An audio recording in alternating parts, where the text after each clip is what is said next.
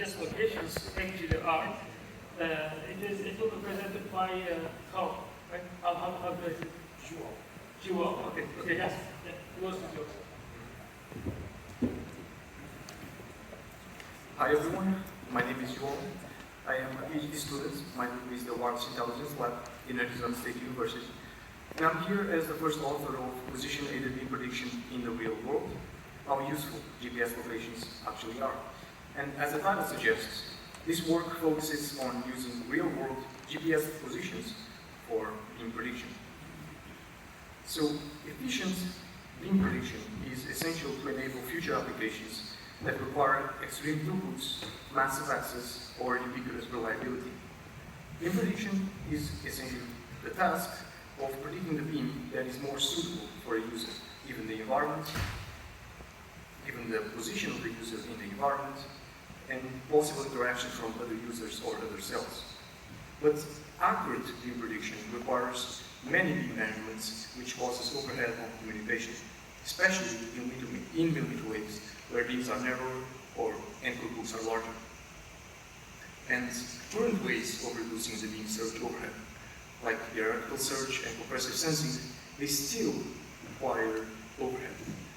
So this raises the question of whether there is a way of aligning beams without the use of wireless resources. And a promising venue is to use user positions, since rate of propagation directly depends upon them. And there is already work in position-aided beam prediction, but it's typically evaluated only in simulations with ideal positions or unrealistic position noise. And real-world experiments are rare. So we wondered, can position-aided beam prediction actually work in the real world? And this is an important question because knowing how reality differs from a simulation, it represents a critical step in closing the gap between academia and industry and enabling deployments in real systems. So, in this work, we aim to answer the following questions. How do algorithms that work well in synthetic data perform with real-world data? What factors from reality influence or degrade the performance of classical approaches? And what is a good metric to evaluate real-world performance? Which are here. One more. And how much overhead can actually be saved by using real-world data instead of simulation?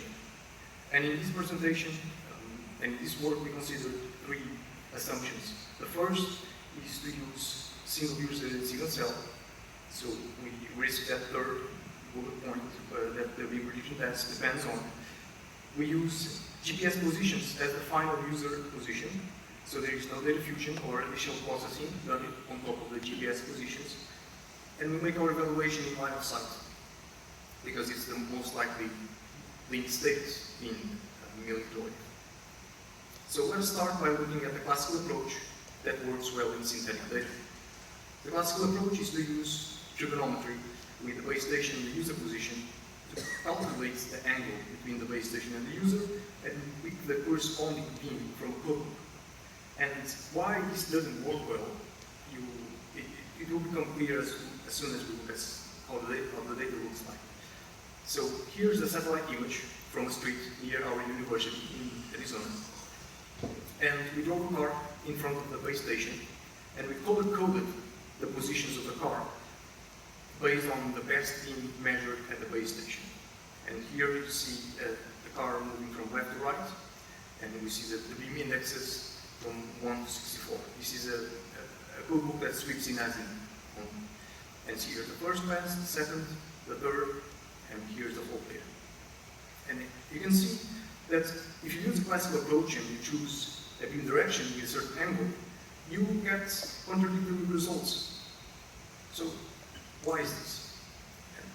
We tracked down the real-world factors that influenced our position-aided beam prediction system, and they are the following. First, it's position noise, caused by GPS inaccuracies that can be randomly or spatially correlated due to the surroundings, and unforeseen or unaccounted latencies in the capture of the position. So these two contribute to the position measure being different than the truth. The second reason is beam noise. Effects like multipath fading, receiver noise, overlapping beam patterns, or moving scatterers can make the beam in a certain location vary across time. The third one is the lack of synchronicity between the position measurement system and the beam measurement system.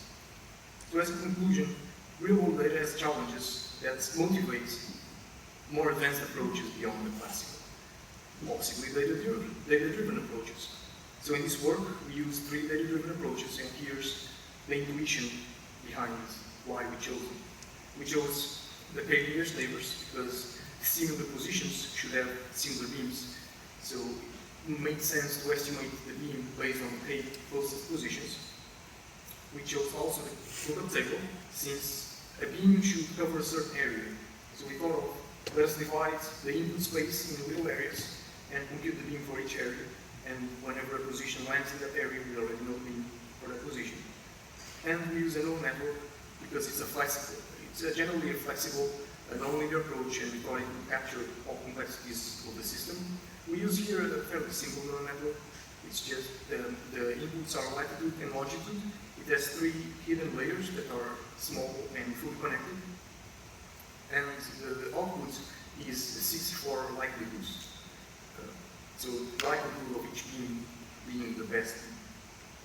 And our data comes from DeepSense 6G. DeepSense is the first large-scale, real-world, multimodal data set that consists of multimodal data, like millimeter wave beam powers, GPS, cameras, lidars, and radars, collected in realistic outdoors and indoor scenarios. We currently, in this work, use scenarios 1 to 9, which are vehicle infrastructure scenarios. But DeepSense has real-world data for RAS, drones, pedestrians, and more recently for vehicle-to-vehicle communications. So scenarios 1 to 9 use testbed 1, and testbed 1 consists of a car driving in front of a base station. The car has a GPS receiver and a millimeter wave transmitter, and is constantly transmitting omnidirectionally. And the base station has a camera and a millimeter wave receiver that is constantly sweeping and measuring the beam, the received power in each beam of a 64 beam notebook. Here's the phase array, and it's a uniform linear array with 16 elements operating at 60 GHz.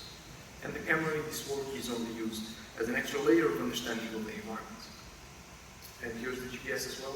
All this information is more detailed in the paper, of course, and in the website, and we can talk more about it later. The data, the perspective from the base station of the 9 scenarios is represented here. And in total, across all scenarios, we have over 20,000 data points collected across 6 locations at day and night times, clear and rainy weather. And the base station also has different angles and distances to the roads. And the roads themselves have different trees and buildings, different surroundings, which are particularly important to consider due to the GPS.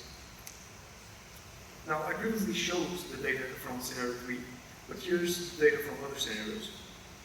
And although it looks better, if you follow a certain direction, you can still see the identified problems still remain, especially here on scenario 7. And we use this data in our 3 data-driven approaches with a 60-20-20 data split. And it should be noted that we considered the time dependencies. So in other words, if we collected 100 minutes of data, we are only using the first 60 minutes to train our models. And this is particularly important because it preserves the integrity of time-correlated noise. And this time-correlated noise makes everything more challenging, but considering it makes it also more realistic. Now, we compare the performances of our 3 data-driven approaches, and we compare them based on the top K accuracy. Top K accuracy essentially answers this question. If the algorithm recommends a set of the K most likely beams, how likely is the set to contain the ground truth best beam? And it's expected that as the set grows, as you consider more and more recommendations, you have better accuracy. And here you see the neural network, the KNN, and the lookup table. and you immediately notice that the KNN the neural network outperforms KNN in the movement table, and this trend extends throughout the 9 scenarios we consider. And you also notice that beyond more or less third, fourth recommendation, the KNN and the movement table fail to generalize, and they seem to meet some sort of pressure. And these two remarks, we can justify them based on a single cause, which is the neural network essentially considers all data for every single prediction, while the KNN and the movement table, they consider only samples in the vicinity of the input. So the neural network is able to generalize much better. But one side question comes up here. What top K accuracy should we consider? Should we consider that first point, top 1? Should we consider top 3, top 5, an average, a weighted average? There are trade-offs to these decisions, to these options, but there doesn't seem to be a clear winner here, and we'll come back to this shortly. We also vary the global size to see quantitatively how it impacts accuracy, and to do that, we downsampled our original 64-beam power vector into 32, 16, and even 8 beams. And here are the results. We are reducing the global size from left to right, and there's essentially one clear trend. You don't need to try to extract the trend from that table. I'll tell you the trend. The trend is the accuracy is higher as the global size decreases. And this can be explained fairly straightforwardly, because the less beams the algorithms have to guess, the less errors they make. But here we noted that accuracy seems to be translating only algorithm performance. And it doesn't seem to be very suitable for system-level performance.